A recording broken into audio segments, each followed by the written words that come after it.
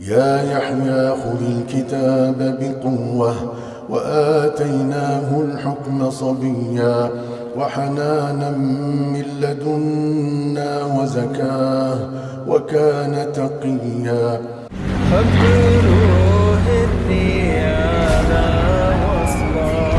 حياة وانت فارقنا ترى.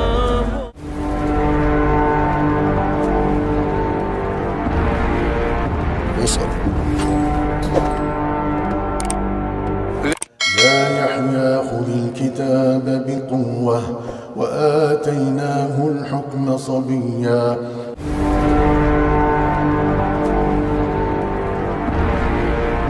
وصل. السلام عليكم. الشيخ عادل الكلباني mise مولانا جيمس بوند markii hore imaamka xaramka maka almukarama maantana xayeysiin video games qaab filim ahaan loo jilay marmarna ka qayb gala tartanka turubka waraaqaha la ciyaara. maxaa dhacay caadil alkalbaani hadalhaynta caalamka muslimka oo dhan isbuucan dadku inay leeyihiin maxaa dhacay maxaa qaldamay imaamkii xaramka makka almukarama ayaad imaam ka noqotay maantana filim ayaad jilaysaa maxaa qaldan digniin iyo fiiro gaara. muuqaalkan ma ahan weerar shakhsi ah oo aan ku qaadayno caadil alkalbaani ama inaan dhahayno waa qof xun ama waa qof wanaagsan. waxaan sheegaynaa xaqaa'iq kala duwan. muuqaalkan waxaan ku soo gudbinaynaa xaqaa'iq kala duwan kadibna dadka ayagaa xor u leh inay xukumiyaan inay ra'yigooda ka dhiibtaan markay arrinkan arkaan. midkan waa caadil bin saalim alkalbaani muwaadin sacuudi madow 60 sano jir ah ilaahay siiyey cod weyn deganaan iyo culays isku darsaday codka lagu magacaabo الصوت الرخيم. إذ نادى ربه نداء خفيا قال رب إني وهن العظم مني واشتعل الرأس شيبا. موهبة keentay in ramadaankii 2008 uu noqdo markii ugu horeysay asaaka shakhsi ahaan imaamka xaramka laakiin kuma una dheeraanin arrimo jira awgeed. dadku waxay dhahaan arrimahaas jira awgeed waxay noqon karaan cunsuriyad ama waxyaabo kale la sheega laakiin xaqiiqo ma hayn Allahu aclam. laakiin sanadyadii xigay ka qaadistaas imaamnimada xaramka waxaa xigay muran maalinta ka dambaysay is soo tarayay muran uu sababay طبعا ninkan aan ka hadlayna caadil alkalbaani sida inuu fatwooday mar ama uu yiri heesaha waa caadi waa xalaal iska dhageysta iska baashaala waa caadi ya akhi wax dhiba ma lahan ayuu yiri. arrinkan طبعا muran weyn ay ka dhalay Sacuudiga laakiin sidaas ay tahay wuxuu yiri heesaha ma dhageysto sida muuqaalkan uu ku leeyahay wuxuu yiri heesaha waxaan u arkaa inay xalaal yihiin laakiin ma dhageysto. تسمع اغاني يا شيخ لم تسمع؟ لا ما اسمع اغاني لكن لو سمعت ما اتحرج. sidoo kale wuxuu yiri ma ataxaraj haddii aan maqlo yiri hees meel ay ka daaran tahay haddii aan soo galo maqaayadii hees ka daaran tahay waa iska caadi siduu leeyahay. haddaba maxay qasab u tahay in aadan caadil alkalbaani aadan eedaynin adigoo arrinkan aanan ogaanin ama arrinkan ama xaqaa'iqdan aan soo bandhigi doono adigoona arag. waxaa jira arrin muhiim ah oo mudan in aan sheegno. caadil alkalbaani sida uu sheegay wuxuu go'aan ku gaaray in uuna noqonin raahib maxaa ka galay waxarsug inuu sameeyo sida uu sheegay waxa uu u arko inuu ku qanacsan yahay laakiin uuna been iyo nifaaq ku noolaanin sida ragga isla shaqayn jireen oo shuyuukha uu ku eedaynayo. waxa ay sameeyaan rag huwan sheekh hebel waa kuwa rasmiga ah ee diiwaanka gashan ee lacagta lagu shubto ma ahan shuyuukhda islaamka ee lagu talagalay inay la jaan qaadaan ujeedka cusub. ugu yara marka ka hadlayna Sacuudiga shuyuukhda Mickey Mouse-ka dhowr mar ayuu ka hadlay mowduucyo xasaasi ah sida cunsuriyadda iyo caalamka beenta ah ee ay ku jiraan rag isu muujinaya inay malaa'ig yihiin iyo in ragga shuyuukhda rasmiga ah ee nidaamka ay yihiin caalam been iyo cunsuriyad ka samaysan iyo iidheh sida uu leeyahay wax sharci la yiraahdana aan ku dhaqmin shaqana aan ku lahayn. what maxaa ka wadaa في عنصرية بين رجال الدين فيما يتعلق بالمناطق في تقديرك؟ والله فيه كيف انكارها ليس صحيحا لكن عاد نقول انهم ان شاء الله سيحاولون ان. wuxuu yiri haddii mas'alo tusaale ahaan khilaaf ka yara jiro kala isku qabsanno markaan xafiisyadanada dhexdanada anaga aan joogno jawaabta ugu horeysa ay bixinayaan ama aan maqlaayo waa adoonyahu aamus muxuu adoonkan hadlaayo qofkaas sidaas leh waxa macquul ah inuu huwan yahay fadiilatu sheekh iyo samaahatu mufti aw waxaad ogaataa in ragga dhabta ah ay xabsiyada ka buuxaan. خالد الراشد صفر الحوالي عبد العزيز الطريف سلمان العودة rag badan ay xabsiyada ka buuxaan laakiin la rabo يعني kuwa kaliya lacagta ku shaqeeya tusaale ahaan ninkan waxaa lagu magacaabay sheekh saalix almunajid waa nin iska maskiin ah siyaasad weligii aanan ka hadal mowqif aanan lahayn xitaa waxaa la sheegay asalkiisa inuu suuriya ka soo jeedo baasaboor xataa inuu le in kale allahu aclam nin wuxuu ahaa gaabsado aanan siyaasad ka hadal aala sacuudna aanan ka hadal cidna aanan ka hadal laakiin 4 sano xabsi ah ayaa la cabsiiyey hadda in la soo day in kale ma aqaan wuu fatwoon jiray bes waxyaabaha ramadaanka dumarka soo weydiin jiray wax kale kama hadli jirin laakiin waxaa loo xiray keliya yani sheekh baata wax kale looma xirin wuxuu sheegay inaad arkayso sheekh la yaqaano oo caadil alkalbaani sida uu leeyahay يعني طبعا wuxuu yiri markuu sacuudiga jooga xaaskiisa xijaaban tahay heesaha aanan ogolayn laakiin subxaan allah markuu yurub iyo maraykan dalxiis u aado xaaskiisa in dharka tuuraysa wax walba ay caadi yihiin kaanama in diinta ay ku koobantahay bas jasiirada carabta waxaan ka hadlaynaa kuwa maamulka uu rabo yani shuyuukhda maamulka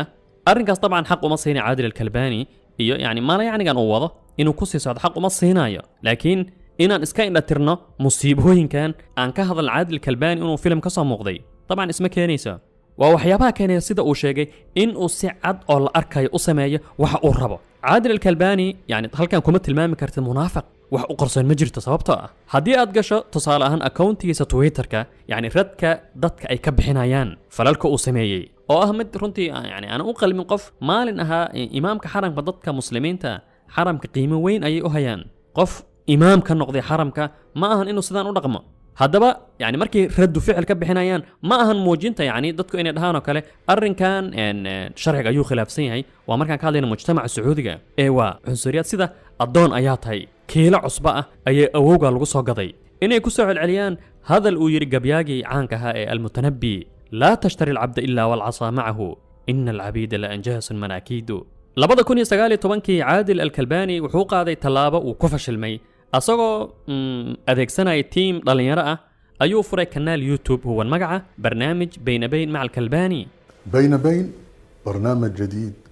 ستايل جديد.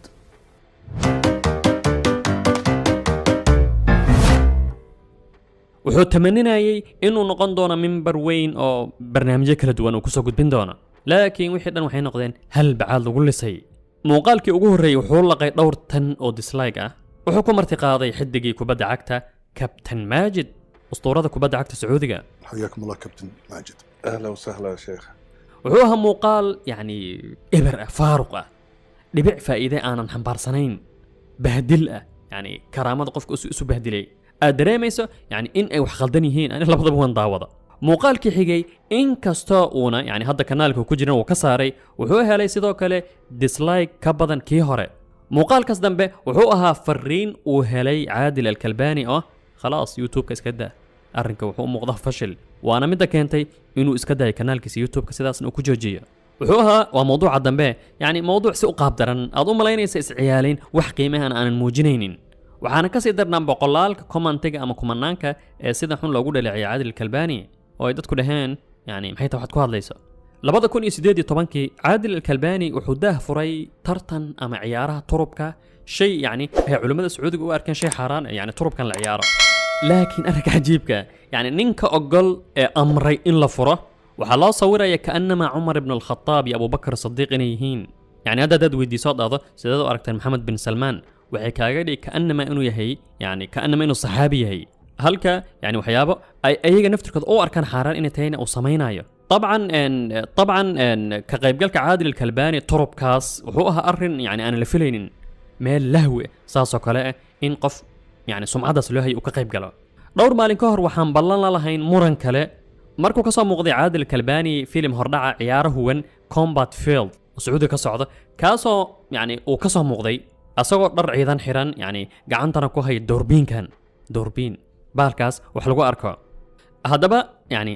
marka aan caadil alkalbaani dhaleecaynayno ama wax laga sheegay xitaa asagoo waxaasoo dhan samaynayo laakiin laga aamusayo kuwa samaynaya wax ka xun yani ma ahan cadaalad xitaa haddii aad wax dhaleecaynaysa ama waxaad dulmaysa yani waa cadaalad waa inaad samaysaa ama dhammaan waa in la diidaa yani caa'id alqarni oo kale hadda fiiri asagoo maxamed bin salmaan oona dhalanin ayuu muxaadarayn jiray laakiin wuxuu la soo istaagay diinta saxda waxaa haysta maxamed bin salmaan wixii ay idiin sheegadeen waxba kama jiraan waxay ahaayeen kaamara khafiya prank ayuu ahaa waa shay cajiib ah sidaas darteed yani inaad hadda dhahdo caadil kalbaani